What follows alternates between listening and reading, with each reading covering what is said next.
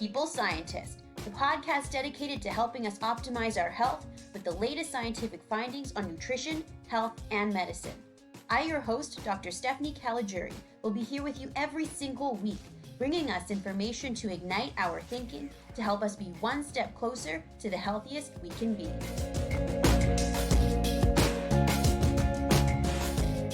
Hello, everyone, and welcome back for part 2 of our episode on cannabis and our health with our special guest expert, Dr. Jacqueline Marie Ferland.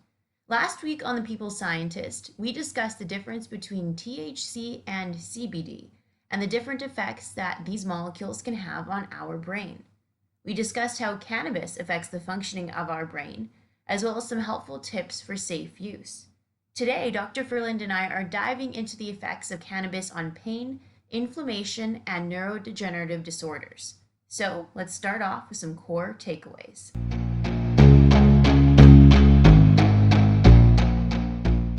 Last week, we briefly touched upon the effects of cannabis and sleep.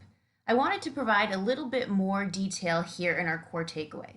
According to a paper published by Babson in 2017, CBD in particular holds promise for improving sleep quality and for treating insomnia.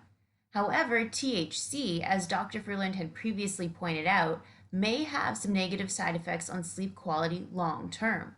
So cannabis, which has both THC and CBD, may or may not have benefit depending on how much there is of each of these molecules in your particular strain. But CBD alone appears to have benefit for sleep quality.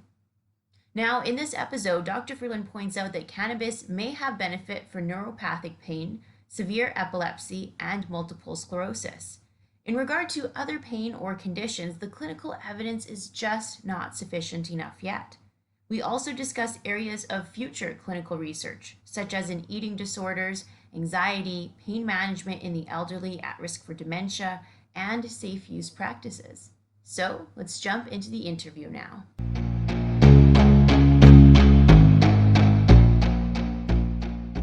I think probably the funniest part about where we are with marijuana nowadays is this discussion of legalization versus medical use.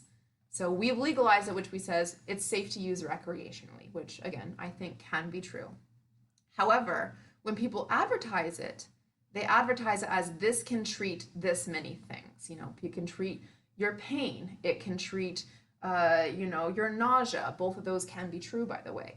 All these different symptoms, it can treat your irritable bowel disease, these sort of effects. However, they're not getting that information from a doctor. They're getting that from their dispensary or a friend who told them, like you said, anecdotally, oh, this really helped my whatever. And I think the discussion of if you're going to be using it medically, you should be speaking to a physician to say, hey, how much should I use? Dose. Like if we look at drugs classically, let's say you have pain and your doctor is giving you an anti-inflammatory to help with your pain. They give you a prescription that says take 1 pill a day or 1 pill every 6 hours, and after this many doses, come check back in. Versus going to a dispensary and saying, oh, I have chronic pain, finding a strain that works for you, and you're kind of like figuring out what's going on without knowing, are there long-term effects of regularly using this? I think that if you're really wanting to pursue it from a medical perspective, you should speak to your physician just like you would anything else. And just remember that even though people who are selling these things, it might be totally safe for you to use, their vested interest, of course, is to sell the product, which is absolutely fine, nothing wrong in that. But really, when it comes to your health, you should speak to somebody who might be able to help you address that health concern. Do you think then, in your opinion, that it's safer to look to CBD to treat a lot of those symptoms that people are claiming cannabis can treat? I think it depends. So CBD, some of the real effective things, like I said before, it can reduce anxiety. It may affect inflammation. It does appear to have positive effects on that craving and relapse. Versus there's only a few things that THC are known to definitely help. So one is multiple sclerosis, which is a neurodegenerative disease. It only affects a certain few people. It does help pain in those patients. It's also known at low doses to help chronic pain, but not people experiencing things like cancer pain. There's specific types of pain, we can get into that if you like, that are really affected by low doses of THC. and nausea. Anybody who's, smoked weed has had the munchies probably, so you could see how that would work. So patients with extreme nausea or, nausea induced by cancer treatment, it's great for those situations. It's, really helps with that and helps them to keep being able to eat and maintain their health that way. But really some of the other claims are not actually that backed up by the data. So some of the inflammation stuff, it's mixed.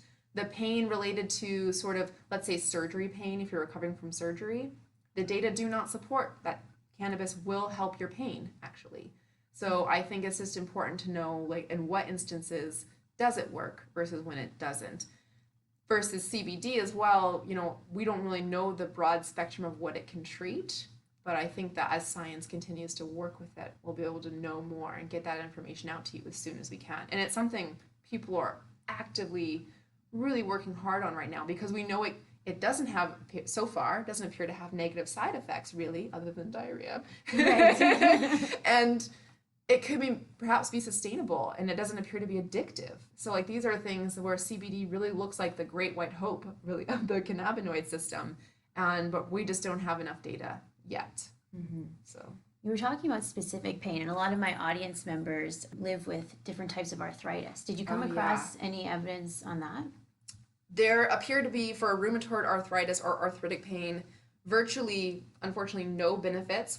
So these are looking at studies, by the way, that looked at cannabis versus placebo, or cannabis-like drugs versus placebo. And versus placebo, they did not improve. And if anything, there were more negative side effects associated with it. So the doses that you need to take to hopefully begin to affect the pain were associated with more anxiety, more paranoia. So when you're talking about patients sticking to a drug for treatment, obviously you want them to be comfortable in the drug and not be anxious all the time while they're taking it. So unfortunately for rheumatoid pain, it didn't seem to have that big of an impact in the long term versus placebo. The biggest one is truly like chronic low back pain, or what's called neuropathy, so pain in your extremities, this sort of thing, where people reported, particularly under 10% THC, had improved pain symptoms. So it did help their pain. But again, over that dose, suddenly you're getting these negative side effects of being high and like the anxiety and such, where it didn't improve the pain any further and only had really more of these negative impacts. So it appears chronic pain is really the best, other than, of course, the MS-related pain. So if you were wanting to look up some of the papers or research that Dr. Ferland was referring to, there was this great review that was published in 2017 in the Annals of Internal Medicine, where they combined 11 systematic reviews and 32 primary studies to really have that final conclusion of, does cannabis actually help with chronic pain? And the authors had concluded that the limited evidence does indeed suggest that cannabis may alleviate neuropathic pain in some patients. But right now, there is insufficient evidence that exists for other types of chronic pain. They also noted that it was important to balance the potential pro of taking cannabis versus the potential negative side effects. For example, in some of the studies, they noted that there was an increased risk for motor vehicle accidents, psychotic symptoms, and short-term cognitive impairment, which Dr. Ferland has already discussed with us at length, particularly in part 1 of this episode. So if you haven't listened to part 1, make sure you go back and give that one a listen.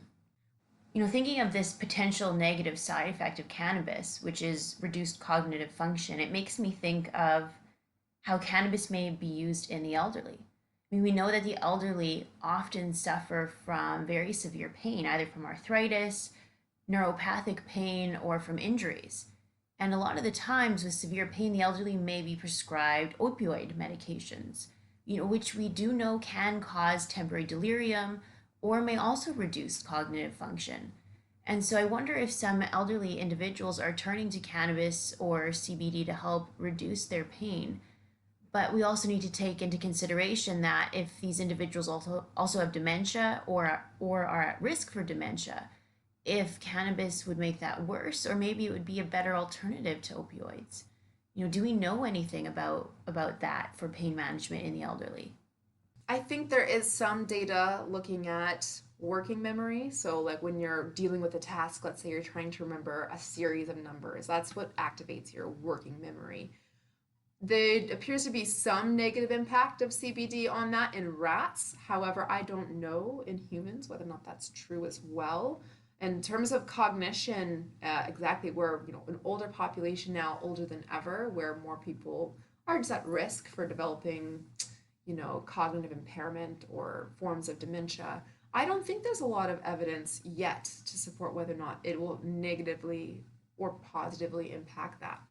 In terms of these things, so either THC or CBD, really negatively impacting cognition, there's some evidence, but a lot of it shows that, let's say, THC, for example, has been associated with poor cognition, like working memory, but those effects seem to reverse if you go off the drug for a while. So that it seems to be very positive.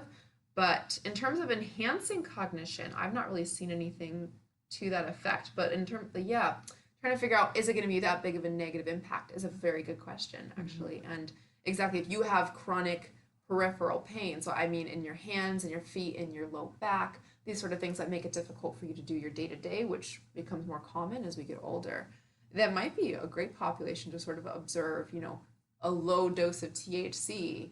Are they a good candidate for that? And will it negatively affect them? Because you're absolutely right. Well, if that research comes out, that you can bet that we will be updating all of you, because I myself am interested in that. And another area, another patient population that I think could benefit, and anecdotally they were when I did a rotation through eating disorders clinic.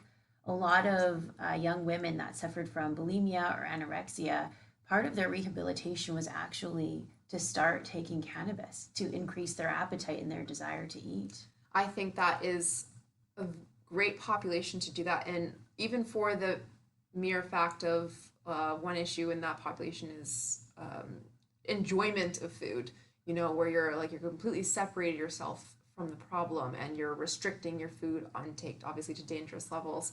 And not only will it increase your appetite, which can be stressful for somebody who's in that recovery position, but also to enjoy the food itself. So that's why a lot of people like to use it, right? Like a lot of people will cite, I get high to listen to music and eat good food. Right, yeah. Because it makes those experiences so much more salient and enjoyable. So I think that avenue actually for increasing appetite in terms of not only just to get them to put on weight and to be healthy, but even perhaps to maybe assess their relationship with food could be very interesting. And something that probably deserves to be explored more and more. Mm-hmm. Because there was this one review that was published in JAMA back in 2015, where they were essentially looking at a clinical review of looking at medical marijuana for the treatment of pain. I mean, they have this long list in here where they look at each state and what they could approve medical marijuana prescription for, the different conditions that they could. And it's just for example, if you look in Alaska, they would prescribe it for cachexia, which is a lot of weight loss and loss of appetite, cancer, chronic pain, epilepsy. Have you come across any research on epilepsy or seizures? So absolutely, there are these cases where you have these really powerful and very real anecdotes of people with their children who have intractable seizures or seizures that won't stop. One in particular, which is called Dravet syndrome, where they were giving their children cannabis to treat it. And actually, I should have mentioned this, but this is where CBD has really shown and is actually legal for treating in the States, is for Dravet syndrome for the drug is called Epidiolex, which is just a concentrated pure form of CBD.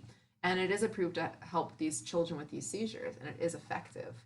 So in terms of seizures in cannabis itself, it might be just the CBD in the weed itself is actually what's having the positive effect.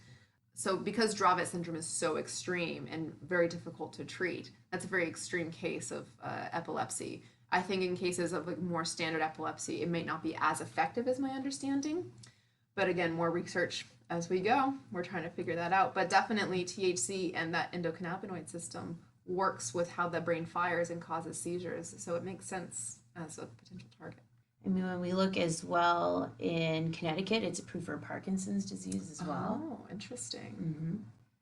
It may be the spasticity. So in MS, which is like what I was saying before, where it's approved for MS-related pain. And that's because in MS, basically what's happening is your limbs and your body cannot send the signals up to your brain because your spinal cord has sort of degenerating in its own way. And you get these spasms in your body because your body's trying to recover and send those signals. So that's called spasticity, and marijuana appears to be very effective for that. So I wonder if that's some motor symptoms for Parkinson's as well. That's fascinating. Let's see some other conditions. Illinois actually has one of the longest lists for the number of conditions that the It's medically physicians. approved there, correct? Yeah, it is. Agitation related to Alzheimer's disease, for example, is in here. Rheumatoid arthritis, they have it approved for, even though there's not much strong clinical data to prove that. It could be as well if you're prescribing a low dose of THC, strain of marijuana. There's a lot to be discussed of taking people who take, for example, CBD, and it's not any better than placebo, but it makes them feel better. So I wonder if they're going on along the lines of if it's a low enough dose and it's not harmful to them, then it's okay to prescribe for these reasons. And it does help those symptoms because, placebo effect is real. And just because it's not necessarily directly treating the problem doesn't mean it does not make those patients feel better. Right. So that makes sense for the enhancement of mood. I think taking a moment to appreciate that THC in cannabis may affect inflammation, sort of a bit of a murky area of research at the moment. So what we do know is that cannabis activates these endocannabinoid receptors, like I said, and one of them is directly related to immune function. So it can affect long-term inflammatory responses. And there is actually some evidence that actually CBD can help with symptoms of inflammatory bowel disease, which is a syndrome of inflammation in the gut, an immune reaction in the gut, and it does appear to improve those symptoms. So it does look like it can have an effect on the immune system, but really the long-term effects, we're still figuring that out. But again, it's being pursued as a potential treatment. Do you think there are differences in dependence for CBD versus cannabis that has THC in it? I have yet to hear of a case of people being dependent on CBD, which that's a really important. Right. However, it's because all the data shows from animals and from people alike that if you just take CBD, it's not rewarding, meaning like you're not wanting to take it again because it made you feel good. But the reason why CBD, I guess, could become something that would increase dependence is because it's removing the thing that feels bad, right? If you're anxious, you could use CBD to help with your anxiety. But that being said, I think that THC is definitely way more addictive. And this is a topic that's worth discussing because for a long time we didn't think it was addictive, but so there's a study called the NESARC, which is basically this huge epidemiological study conducted in the United States where they survey people all across the country and people who use cannabis regularly. 30% of them meet the criteria for cannabis addiction, which is up there with alcohol and heroin, actually. So of course, the abuse liability, meaning when I take it, the likelihood to become addicted very fast is not as high. But just given the availability of the drug, it is actually shown to be very addictive. And people who do transition to using it, going from I was using it recreationally because I enjoyed it to saying, oh, I use it to sleep. I use it for my anxiety. I use it because now I just habitually do. It's about 30% of regular users according to that data set, which is way higher than anybody anticipated, I feel. Right. So that was a seminal study that came out, I think 2017 they showed that, and they're going to continue to monitor people as it becomes more available. Does that increase? Does that stay stable? We don't really know yet. So do know that, especially if you're prone to more of like addictive like personality, we say, if you're wanting to use it because you need to use it to, reduce your anxiety, these are the moments you have to ask yourself, am I at risk sort of becoming dependent on the drug? Mm-hmm. And that's where the conversation with their physician is important, right? Like the first step would be, well, what's causing my anxiety, right? And really getting to the root cause of the problem, I think should be the first and foremost step that anyone takes if they feel like they are living with anxiety.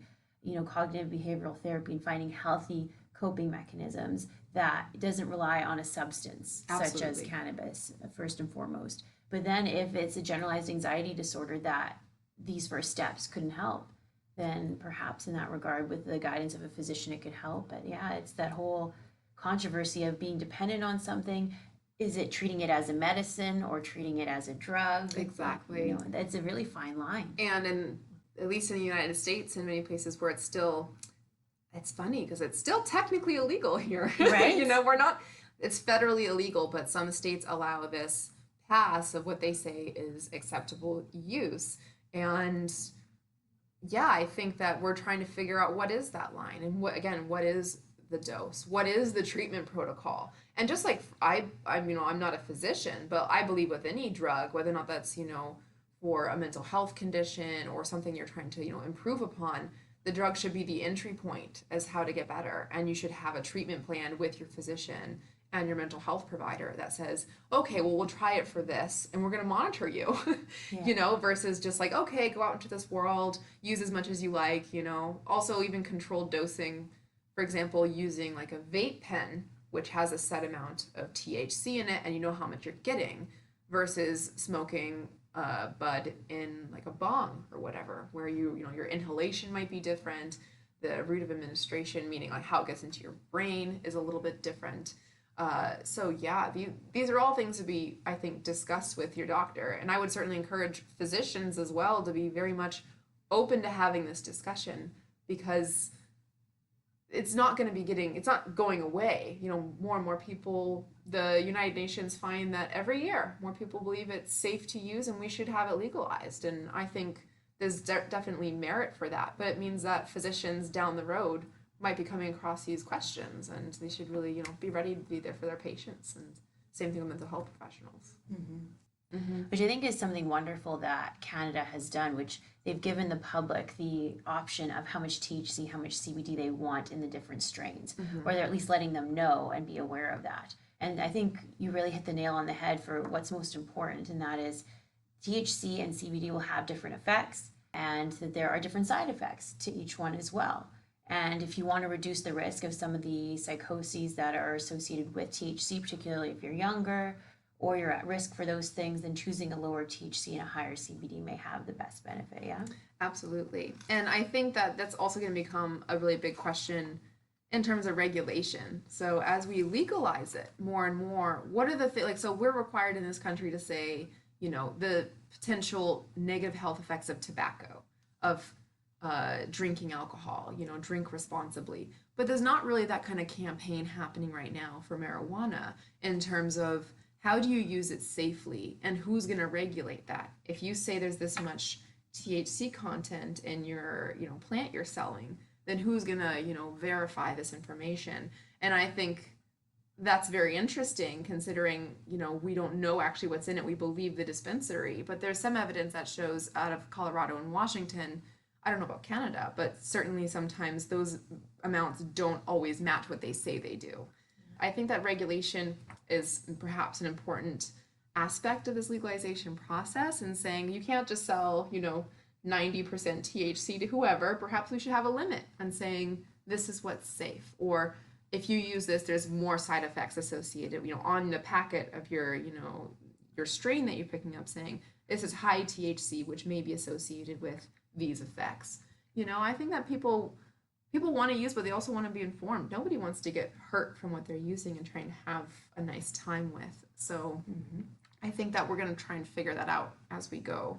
And hopefully you are one of those, that's just it. Dr. Ferland here is one of those pioneers that's she's trying to figure out all that information there, because we don't know. We don't know. There could be a lot of benefit to these things, but there also could be some side effects, or those individuals that are more at risk for those side effects. And really teasing out who is at risk and who would benefit the best is really what's the most important information. Absolutely. And I think that as medicine also catches up to science, because, science every day is generating new data on what's right. But when you look at it from a doctor's perspective, they're very much like, I have this patient with this pain, let's say, and I want to give them treatment. What's the best dose to give them? And we're working on that in terms of like, what is the best dose? What would you recommend? If you had a patient coming in who was like, oh, I want to use CBD for anxiety, is that okay? And I was speaking to a group of psychiatry residents not that long ago about this topic, and that was their question, like, well, what is the dose? And I'm like, I don't think we know yet, Right. And like, we're working really hard to find out if you go higher with the dose, what are the negative side effects, of course, but is it necessary to have so much of the drug in order to get that effect? and these sort of things. Every day we're trying to figure out how's it working, what's it doing, what's gonna happen if you use it, and just keep listening and listen. Ask your physician if you really want to. You know, how is this going to negatively impact me? And they hopefully will be able to give you the most up-to-date research as they learn about it. And us as scientists will try and do our part by getting it out there. And that's exactly what we're doing on this podcast today. Trying to get the evidence to all of you.